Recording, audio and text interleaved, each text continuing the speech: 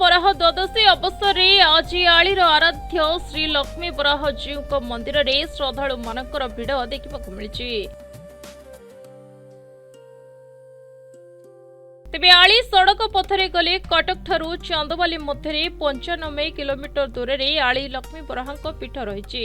प्रतिवर्ष बराह द्वादशी रे बहु आडंबर रे पूजा पाती आलीर आराध्य देवता श्री श्री लक्ष्मी बराह जीव। चलित वर्ष मध्य बहु धूमधाम रे पालन होउछि बराह द्वादशी। तेबे केन्द्रापड़ा राजनगर पटामुंडई राजकनिका और आलीर आखपाख अंचल श्रद्धालु भक्त मानकर बहु मात्रा रे समागम देखा मिलुछि।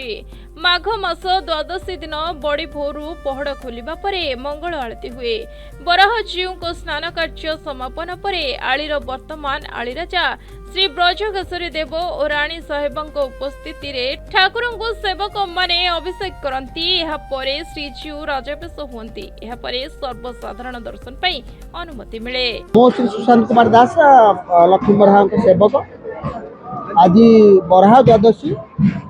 बराह द्वादशी हूँ अंचल सबुठारु बड़ पर्व महोत्सव भाव पालन करा जायथा। प्रत्येक परिवार ये खंडमंडल प्रत्येक परिवार घर आगे कलसी से स्थापन करती, चिता झुटी पकाती और ता सहित सबुठ बड़ कथा हूँ सबू घर भोग राग ठाकुर पाखक आसता है। तो ये दिन विशेषत्व हूँ जे श्री श्री लक्ष्मी बराह जीव जी कि आपण मैंने समस्त जानते तत्कालीन राजा जी थे भक्ति सन्तुष्ट होगी जाजपुर आलिकी आसते से अगनागनी वन थिला नदी नाल घेरा थिला और से राजा जाऊे दर्शन करने दिने महाप्रभु बाणी करैले जे मु तो भक्ति सन्तुष्ट और तो सांगर तो घर को जीवी बोली आज दिन में ही से जाजपुर आलिकी आसी बोली ये आज दिन को बराह द्वादशी को बहु आडंबर सहकार आली अंचल भक्त मैंने पालन करें।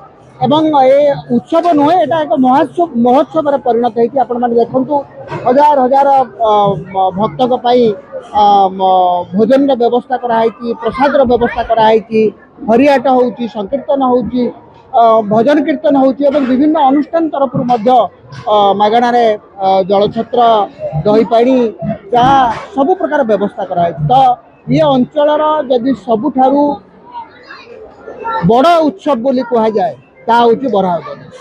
मो ना सुशांत कुमार दीक्षित, मु लक्ष्मी बराह जी पूजा पंडा दायित्व अच्छी।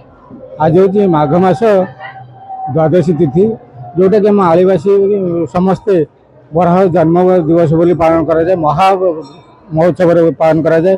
आपण मैंने देखुवे लोकंर समागम भक्त मानकर आकुल अपेक्षा थाए वर्ष गोटे दिन बराह द्वादशी बोली बराह जन्म से पालन करुचु। अहर्निशी प्रसाद सेवन हरिहाट ठाकुर नीतिकांति होची। प्रथम राति प्रातः 4 घटिया समय ठाकुर पहड़ खोले। ट्रस्ट बोर्ड सभापति आली राजा साहेब ब्रजकेशरी देव सपत्नी आसिक ठाकुर को अभिषेक करती। राजावेश हुए 11:30 बेले बाल्यदीप हुए और वर्ष गोटे दिन विशेष दीप थाए सेटा हूँ जन्मदीप। से जन्मदीप प्रमुख पाखे सबू नाना माने सेवक माने विभिन्न खीरी मालपुआ काकरा विभिन्न प्रकार भोग आणिक नैवेद्य दिखती।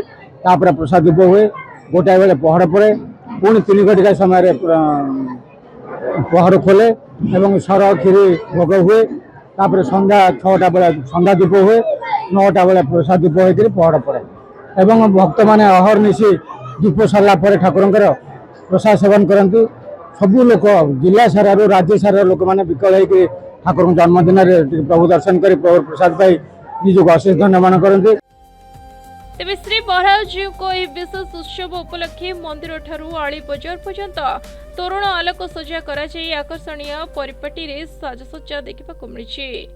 पवित्र बराह द्वादशी आली अंचल एक सर्वजनीन महोत्सव भाव पालित होता देखा मिली। यह उत्सव में बराह जीव मंदिर में अहोरात्र नामक संकीर्तन सहित भक्तों प्रसाद सेवनर व्यवस्था संध्या समय 108 नैष्ठिक ब्राह्मणों द्वारा हरिहाट महोत्सव हेबा सह नाम संकीर्तन रे मंदिर परिवेश मध्य एक आध्यात्म भावना भरे उठे। आज हजार हजार श्रद्धालु भक्त मानक समावेश रे समग्र आली अंचल उत्सव मुखर हो उठी। आली थाना अधिकारी धीरज लेंका नेतृत्व में एक प्लाटून पुलिस फोर्स भिड़ नियंत्रण सहित श्रद्धालु माने किभली शांति श्रृंखलार सहित बराहजी को दर्शन करें से सजग देखा मिली। आली सत्यरंजन सिंह रिपोर्ट प्रतिदिन टीवी।